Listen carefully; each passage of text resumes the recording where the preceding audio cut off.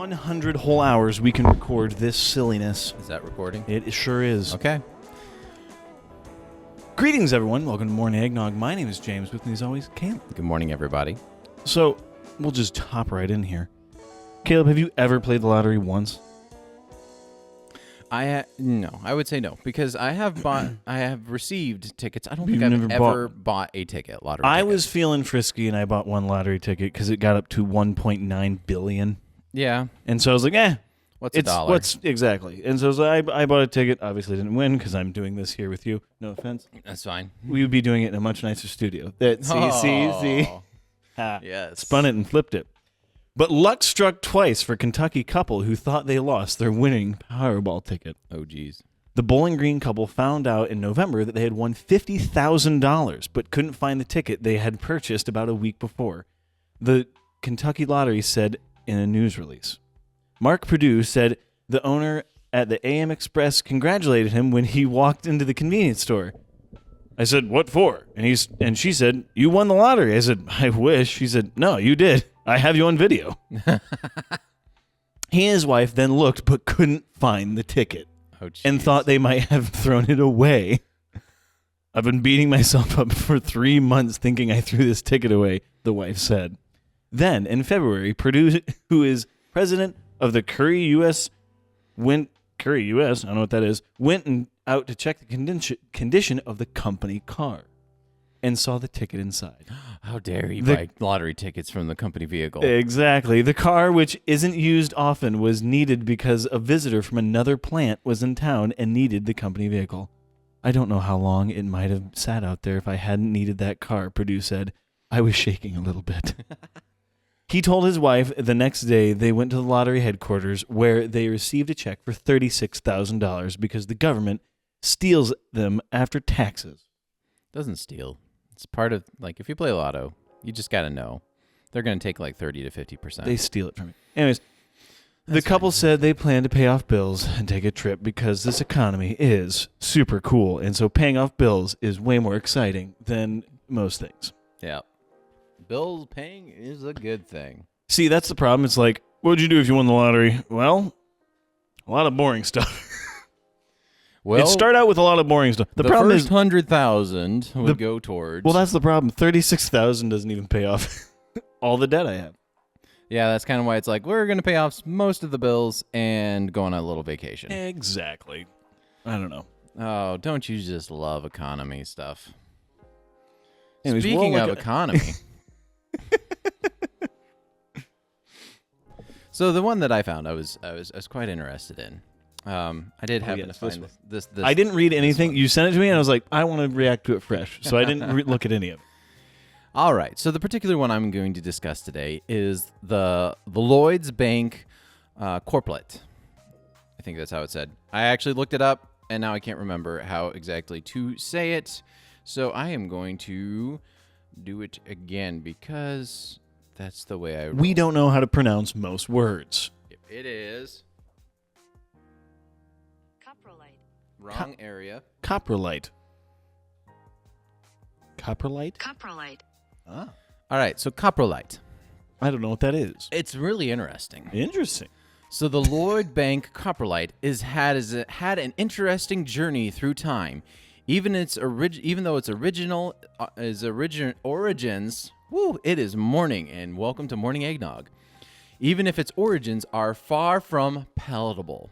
Ugh. Put simply, this is a fossilized human turd. Ah.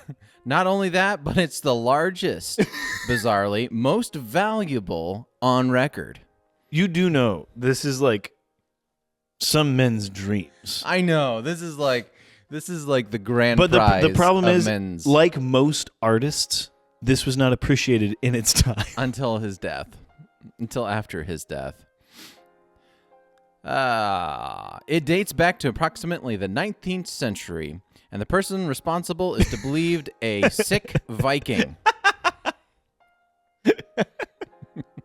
Of course it's a Viking. That makes sense. And not only a Viking, but a sick one. The hefty deposit measures 8 inches by 2 inches. My goodness. He's like, where's the tape measure? Kinda. Yeah, that's what I was looking for. Here's one. Oh, hang on a second. We have to prove what 8 by 10 is.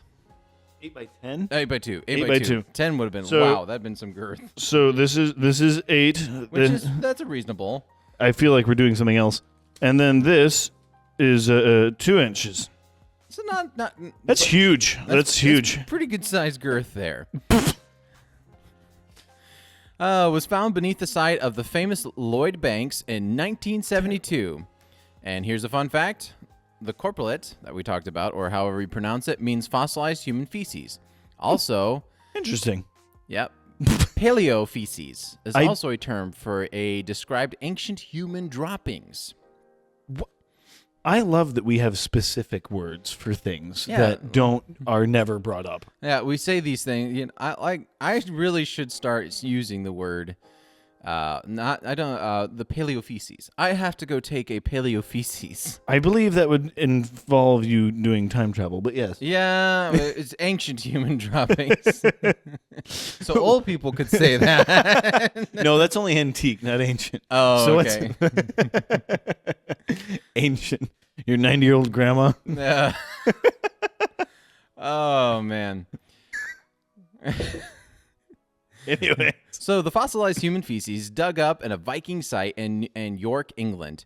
It contained large amounts of meat, pollen grains, cereal bran, and many eggs of whipworm and mallworm, which are intestinal parasites.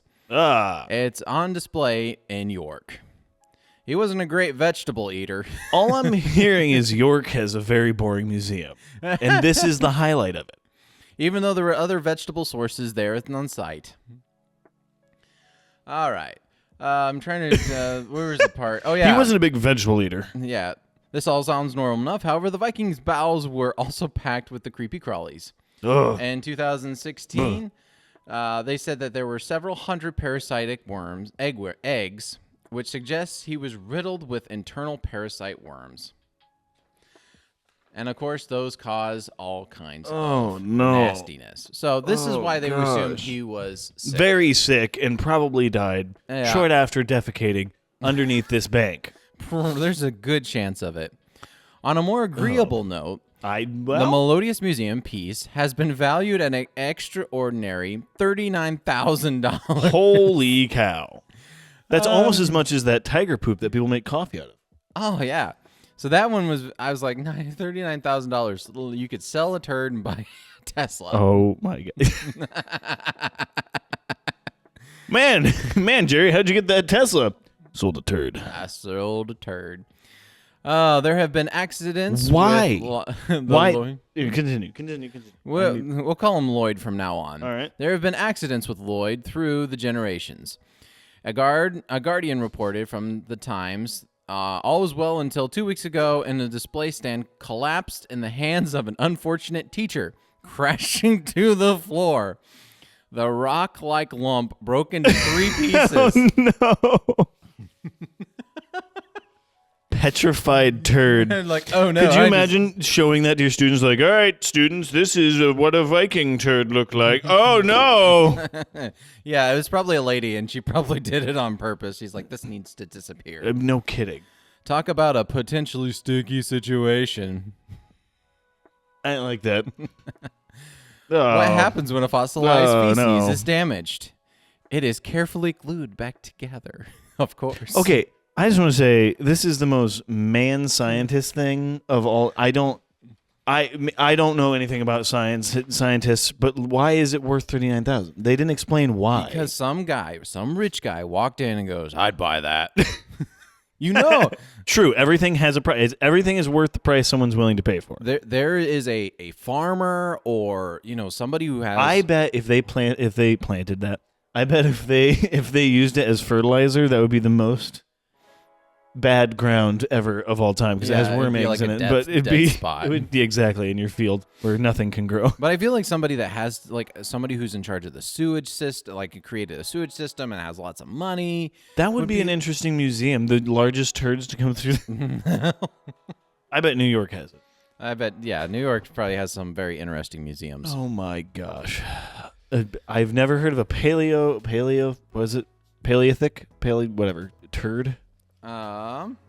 I got to go back into my notes here. 20 centimeters by 5 centimeters. For those that don't use the correct That is method the correct of measuring. The correct method. Paleofeces? Paleofeces? Paleofeces. That sounds right. It sounds like the paleo diet. So, yeah. Wait. What? Is that what happens after you do the paleo diet? You can drop some paleofeces.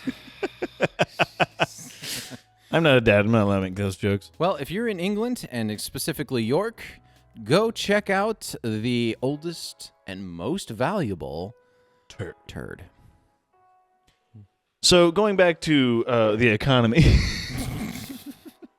we all have been dealing and struggling with gas prices, as it were. I only get unleaded. I have multiple friends that have the sad, unfortunate thing of nice cars, and so they have to get the premium Silly gas, boys. and it's very expensive. But it does burn a little more It's cleaner. economically, and so they can fill up less. But in Nebraska, a Nebraska woman allegedly found a lucrative quirk at a gas station pump. Double swiping the rewards card and get free gas. Okay. Unfortunately, what I heard was she did it on accident, thought she had reward points, or maybe that was just a theory. But anyways, unfortunately for her, you can't do that. Prosecutors said. Oh, no. That's not good. The 45-year-old woman was arrested March 6th this year, 2024, and faces felony theft charges, accusing her of the crime that she cost the gas station nearly $28,000. Holy crap. Prosecutors say the woman exploited the system over a period of several months.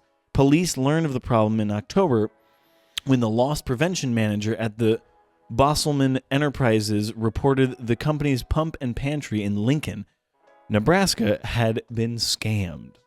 Fuel pumps at the station received a software update in November 2022 that managed, among other things, rewards cards. But the company was unaware of a glitch that allowed anyone swiping the rewards card twice to pump gas into demonstration mode. I can read. So In demo mode, the not user her could pump fault. gas at no cost. that's not her fault. Oh, That's it's a her. glitch in the system. Hang on. It just said it was a glitch in their It's system. a glitch in their system, but what she did was not good, and they didn't explain it. A probable cause statement from prosecutors said that the loss prevention manager determined that one particular card had been used repeatedly for free gas. Police were able to trace the card to the suspect, and video surveillance showed the woman pumping gas on multiple occasions. Okay, this is not the story I read, or I heard. When the glitch was fixed, the statement was said after that day. So, what I heard, I think I didn't find the full in-depth story. She wasn't just using it for herself. She was, according to hearsay, she was charging her friends less money on gas. So charging like $2. If gas was $3, like, hey, I can get you $2 gas. And having her friends come through and use her card. Gotcha. Instead of just going, I'm going to use this, fill up twice a week, but you need to legitimately fill up once a week and then unlegitimately fill up once a week and just be like, oh, I play dumb and be like, oh man, I just thought I had rewards. That's the best way to handle it. Now that would make more sense that they would arrest her. Felony. Prosecute. I mean, I don't know what number. 28,000 is. Yeah, I don't know what sexy. number it is where it goes into a felony It's like over a $600. misdemeanor. Is it $600? Pretty sure it's like $600. Right, because I heard that like when Depending on the someone's location. robbed, take out some more money, because then you get higher priority. Yep. Oh no, we lost a lot of this money. Yeah. All right, Caleb, you said you have one more story left. I do have one more story. So we're actually going a little more towards tech this time. Interesting. And of course, I couldn't get my printer to read, which is why I'm reading off my phone this time. But it's still pretty cool. I'm just better than you because I don't want to waste trees, because there's only like 1 trillion of them, according to Google. There's more trees on Earth than there are stars in our solar system, according to Google. So, just our solars, like the Milky Way. Interesting fact. There's like hundreds of billions of stars and trillions of trees. I'd believe that. Yep. But we have eliminated a lot of trees. But that's okay, I guess. All right. Cloudflare. Cloudflare translates photos of 100 lava lamps into random data for use in SSL encryption. That's a really good idea. That also sounds like the monkey at a typewriter. Yeah. It's like, who decided this? It's random. Yep. Randomness is extremely important for security encryption. Each new key that the computer uses to encrypt data must be truly random so that attackers will not be able to figure out the key decryption and out the key and decrypt. That would be really funny. They're trying to hack it and they're like, "What is this? What is a room full of lava lamps?" To produce the unpredictable, chaotic data necessary for strong encryption, a computer must have source of random data. The real world turns out to be the greatest source of randomness. Ain't that the truth? As one might expect, lava lamps are consistently random, especially 100 of them. Yup. The lava in the lava lamps never takes the same shape twice. To collect this data, the Cloudflare arranges 100 lava lamps on one of its walls in the lobby, which is really cool. So they actually have it up on display. Yeah, might as well. I mean, it's pretty. Yeah. The camera takes takes the 90s. Actually, it's kind of a funny. It's like, has this been used before? And it's like, yes, in 1996, a different company originally came out with this idea. My sister had a lava lamp. Yeah, mine did too. She also had that thing with strings that glowed on the ends. Oh yeah, that's weird. I liked the ball that had the electricity that you could put your fingers on. Oh, we never had that. A friend of mine, oh my goodness, John Lyon had that. I haven't talked to that man. I was 9 years old. It's like an Edison ball or something like that. Or a Tesla ball. That's what it looks like. And yeah, it's super cool. Because Tesla's better than Edison. He is, because he wanted to make free energy. That's right. I did a whole podcast about him. Basically the photo sends the images to cloud servers. All digital images are relayed and stored by computers as serial numbers, with each pixel being its own numerical value.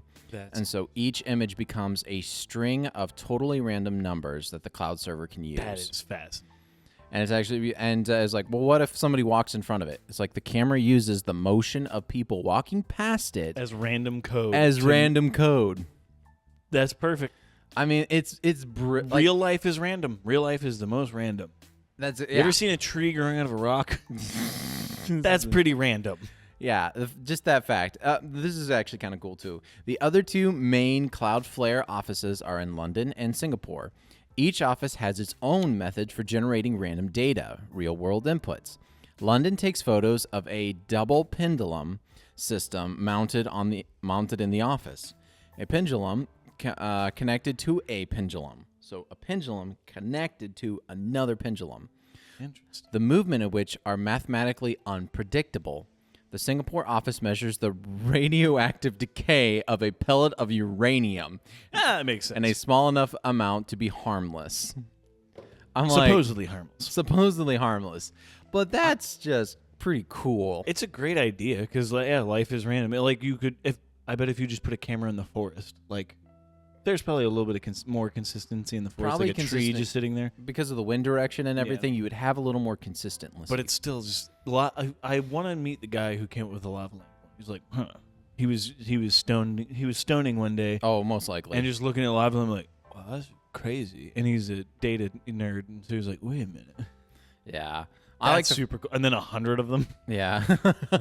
You know what we need is 100. Imagine pitching that idea. Could you imagine a power draw from that? Oh, well, not really, because it's only like a 40-watt bulb.